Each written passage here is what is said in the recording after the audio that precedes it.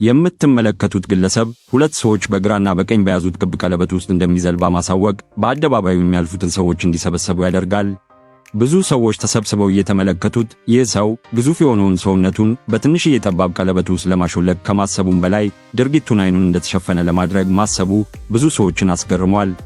ቀለበቱን የያዙ ሰዎችን ደጋግሞ ካስተካከለ በኋላና ራሱን ካዘጋጀ በኋላ በዙሪያው የተሰበሰቡት ሰዎች በጉጉት እየተመለከቱት እጆቹን በማስቀደም በትንሿ ቀለበት ውስጥ በዚህ ግዙፍ ሰውነቱ በመሽሎክ ሁሉንም ሰዎች ማስገረም ችሏል።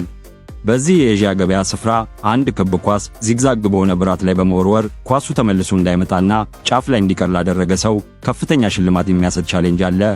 በዚህ ቻሌንጅ ላይ የተሳተፉ ብዙዎች ኳሱን ጫፍ ላይ ማስቀረት ያልቻሉ ሲሆን የኳሱን ፍጥነት በመቆጣጠር ቀስ አድርጎ መወርወርን የሚጠይቅ ቻሌንጅ ነው። ብዙዎች አልሳካላቸው ካለ በኋላ በመጨረሻም አንድ ሰው ኳሱን በተሳካ ሁኔታ ጫፍ ላይ ማስቀረት ችሏል።